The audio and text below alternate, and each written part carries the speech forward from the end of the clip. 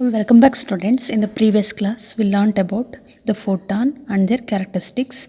Today in this class, we are going to discuss about the Einstein's explanation of photoelectric effect. Okay. According to Einstein, the light consisting of photons. As we already know that the light consisting of the energy packets called photon. When the light of suitable frequency falls on a metal surface. Okay, this is a metal surface. When the light of suitable frequency, that is energy of that photon is E is equal to h nu. Nu nothing but a frequency. Okay, this light is falls on a metal surface. The photon interact with the matter. These photon is interact with the matter. Okay, and the photon interacts with matter and one electron is emitted due to one photon. It means ಇಲ್ಲಿ ನಮಗೆ ಒಂದು photon ಬಿದ್ದರೆ ಅಲ್ಲಿ ನಮಗೆ ಒಂದು electron emit ಆಗುತ್ತೆ. But in the ಹರ್ಡ್ಸಲ್ಲಿ ನಾವು ಅದನ್ನು ಎಕ್ಸ್ಪ್ಲೇನ್ ಮಾಡಲಿಲ್ಲ. ಅಲ್ಲಿ ವೇವ್ ಆಗಿ ತೊಗೊಂಡ್ವಿ, ಅಂದರೆ ಲೈಟ್ನ ನಾವು ವೇವ್ ನೇಚರಾಗಿ ತೊಗೊಂಡಿದ್ದೀವಿ. Here we are taking as a particle nature. ಹಾಗಾದರೆ ಒಂದು ಫೋಟಾನಿಂದು ಎನರ್ಜಿ ಎಷ್ಟು? E is equal to h nu. Energy is in the form of discrete energy packets. Okay, ಇಲ್ಲಿ ನಮಗೆ ಒಂದು ಫೋಟಾನ್ ಬಿದ್ದಾಗ that photon will be observed by the metal electron. ಇಲ್ಲಿ electron ಇರುತ್ತಲ್ಲ, ಅದ್ರ ಜೊತೆ ಅದು ಅಬ್ಸರ್ವ್ ಆಗಿ ಇಂಟ್ರಾಕ್ಟ್ ಆಗುತ್ತೆ.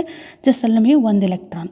Here one photon is false, that is interact with the electron in a metal surface and one electron is emitted.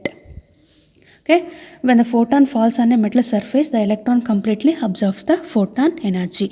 Okay, when this photon energy is falls on a metal surface, the electron present in the metal will completely absorb this photon ಅನ್ನು observe ಮಾಡಿಕೊಂಡು ಅಲ್ಲಿ ಒಂದು electron emit ಆಗ್ತಾ ಇದೆ. Again the Einstein says this energy is used in two purpose. ಅಲ್ಲಿ ನಮಗೆ photon observe ಆಗ್ತಿದೆ ಅಂದರೆ that photon energy is used in the two purpose. ಅಲ್ಲಿ ಎರಡು ಪರ್ಪಸ್ ಆಗಿ ಯೂಸ್ ಮಾಡ್ತೀವಿ. Okay, A part of energy is used just emit the electron from the metal surface. ಹಾಗಾದರೆ first work ಏನಾಗುತ್ತೆ ಅಲ್ಲಿ? ಫೋಟಾನ್ ಇಲ್ಲಿ ಅಬ್ಸರ್ವ್ ಆದಾಗ ಅಲ್ಲಿ ಒಂದು ಪಾರ್ಟ್ ಏನಾಗ್ತಾ ಇದೆ ಅಂದರೆ the part of the energy is use to just emit the electron from the metal surface. ಹಾಗಾಗಿ ಈ ಮೆಟಲ್ ಸರ್ಫೇಸಿಂದ ಎಲೆಕ್ಟ್ರಾನು ಎಮಿಟ್ ಆಗಬೇಕಲ್ಲ, ಒಂದು ಪಾರ್ಟ್ ಅದಕ್ಕೆ ಎನರ್ಜಿ ಖರ್ಚಾಗುತ್ತೆ. Okay, then another part is that is equal to work function. ಅದನ್ನು ನಾವೇನಂತೀವಿ? Work function ಅಂತ ಹೇಳ್ತೀವಿ. ವರ್ಕ್ ಫಂಕ್ಷನ್ ಬಗ್ಗೆ ನಾನು ಹೇಳಿದ್ದೆ. ವರ್ಕ್ ಫಂಕ್ಷನ್ ಅನ್ನು nothing but the electron just emit from the metal surface, the minimum amount of energy is required. ಅಂದರೆ ಇಲ್ಲಿಂದ ಮೆಟಲ್ ಸರ್ಫೇಸಿಂದ ಎಮಿಟ್ ಆಗಬೇಕು ಅಂದರೆ some amount of energy is required. ಆ ಅಮೌಂಟ್ ಆಫ್ ಎನರ್ಜಿನ ನಾವೇನಂತೀವಿ? ವರ್ಕ್ ಫಂಕ್ಷನ್ ಅಂತ ಹೇಳ್ತೀವಿ, W ಅಂತ. Okay, this is one part. ಹಾಗಾಗಿ ಇಲ್ಲಿ ಟೋಟಲ್ ಫೋಟಾನ್ ಎನರ್ಜಿ ಎರಡು ಪಾರ್ಟ್ ಆಗುತ್ತೆ. ಒಂದು ಯಾವುದು ಅಂದರೆ ವರ್ಕ್ ಫಂಕ್ಷನ್ ಆಗಿ ಕನ್ವರ್ಟ್ ಆಗುತ್ತೆ. But remaining is that part is converted into kinetic energy of the emitted electron. Okay, ಇಲ್ಲಿ the total energy is used in a two purpose. First one is a part of energy is used to just emit the electron from the metal surface. ಇಲ್ಲಿಂದ electron emit ಆಗಬೇಕಂದ್ರೆ ನಮಗೆ some energy ಬೇಕು. ಅಲ್ಲಿ ಒಂದು part ಅದಾಗಿ convert ಆಗುತ್ತೆ. Remaining part ಏನಾಗುತ್ತೆ? Kinetic energy that is use to provide the kinetic energy of the electron ಆಗಿ ಕನ್ವರ್ಟ್ ಆಗುತ್ತೆ. Therefore according to law of conservation of energy. Okay, ನಮಗೆ law of conservation of energy ಹೋಗಿ first ಇಯರಲ್ಲಿ study ಮಾಡಿದ್ದು. Total energy before the collision is equal to total energy after the collision. This is the energy of the photon. ಈಗ photon ಏನಾಗ್ತಿದೆ? ಬೀಳ್ತಾ ಇದೆ ಇಲ್ಲಿ. That is E is equal to h nu. ಇದು ಎರಡು ವರ್ಕಿಗೆ ನಮಗೆ ಯೂಸ್ ಆಗುತ್ತೆ. ಫಸ್ಟ್ ಒನ್ ಯಾವುದು? Work function. ವರ್ಕ್ ಫಂಕ್ಷನ್ ಅಂದ್ರೇನು? ಈ ಎಲೆಕ್ಟ್ರಾನು ಮೆಟಲ್ ಸರ್ಫೇಸಿಂದ ಎಮಿಟ್ ಆಗಬೇಕು. ಓಕೆ, ಅದಕ್ಕೆ ಕನ್ವರ್ಟ್ ಆಗುತ್ತೆ. ರಿಮೈನಿಂಗ್ ಯಾವ ಥರ? Remaining energy is converted into kinetic energy of the electron. Okay, therefore means ಈಗ ಸಪೋಸ್ ಟೋಟಲ್ ಫುಡ್ ಕೊಡ್ತಾ ಇದ್ದೀವಿ ನಾವು. ಓಕೆ, ಯಾರಿಗೊಬ್ಬರಿಗೆ ಫುಡ್ ಕೊಡ್ತಾ ಇದ್ದೀವಿ. ಅಲ್ಲಿ ಎರಡು ವರ್ಕಾಗಿ ಕನ್ವರ್ಟ್ ಆಗುತ್ತೆ. That is converted into work function and kinetic energy. Means ಈಗ ನಾನಿಲ್ಲಿ ಫುಡ್ ಕೊಡ್ತಾ ಇದ್ದೀನಿ ಯಾರಿಗೋ, ಅವ್ರೇನು ಮಾಡ್ತಾರೆ? ಫುಡನ್ನು ತಗೊಂಡು ವರ್ಕನ್ನು ಮಾಡ್ತಾರೆ, ಕೆಲಸ ಮಾಡ್ತಾರೆ, ಪ್ಲಸ್ ಅವರಿಗೆ ಎನರ್ಜಿ ಬರುತ್ತೆ. ಓಕೆ, ಈ ಟೋಟಲ್ ಎನರ್ಜಿ ಎಷ್ಟಿದೆ ಅಂದರೆ ನಾವು ಎಷ್ಟು ಅವರಿಗೆ ಫುಡನ್ನು ಕೊಟ್ಟಿರ್ತೀವಿ. ಸಪೋಸ್ ಟೋಟಲ್ ಎನರ್ಜಿ 5 ಜೌಲ್ಸ್ ಇತ್ತು ಅಂದರೆ ಅಲ್ಲಿ 3 ಜೌಲು ವರ್ಕಿಗೆ ಖರ್ಚಾದರೆ ಇನ್ನು 2 ಜೌಲ್ಸ್ ಏನಾಗುತ್ತೆ? ಕೈನೆಟಿಕ್ ಎನರ್ಜಿ ಜಾಸ್ತಿ ಆಗಲಿಕ್ಕೆ ಖರ್ಚಾಗುತ್ತೆ.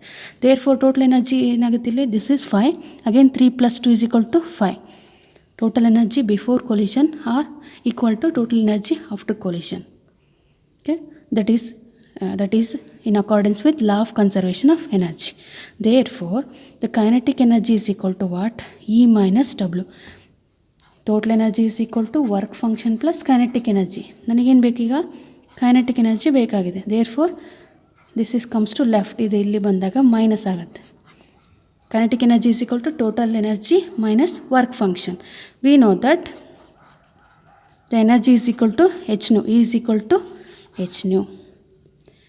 Then work function E is equal to h nu naught minus W means h nu naught. Here h is a Planck's constant, nu is a frequency of emitted radiation, nu naught nothing but a threshold frequency. Therefore total kinetic energy is equal to h nu minus h nu naught. Take h as a common, nu minus nu naught. This is the kinetic energy of that emitted electron. Therefore the total energy of the photon that falls on a surface, that energy is converted into two part. First one is work function ಆಗಿ convert ಆಗುತ್ತೆ. Second one is kinetic energy. Work for ಏನಕ್ಕೆ work ಅಂದರೆ the electron emitted from the metal surface, ಇಲ್ಲಿಂದ emit ಆಗಬೇಕಂದ್ರೆ ಅಲ್ಲಿ some work ಆಗುತ್ತೆ, energy ಕೊಡ್ತೀವಿ ನಾವು. ಓಕೆ, ದ ಎನರ್ಜಿ ಕೊಡ್ತೀವಿ, but that electron will be displaces. ಇಲ್ಲಿಂದ ಈ ಮೆಟಲ್ ಸರ್ಫೇಸಿಂದ ಡಿಸ್ಪ್ಲೇಸ್ಮೆಂಟ್ ಆಗುತ್ತೆ. We know that work is equal to force into displacement ಅಲ್ವಾ.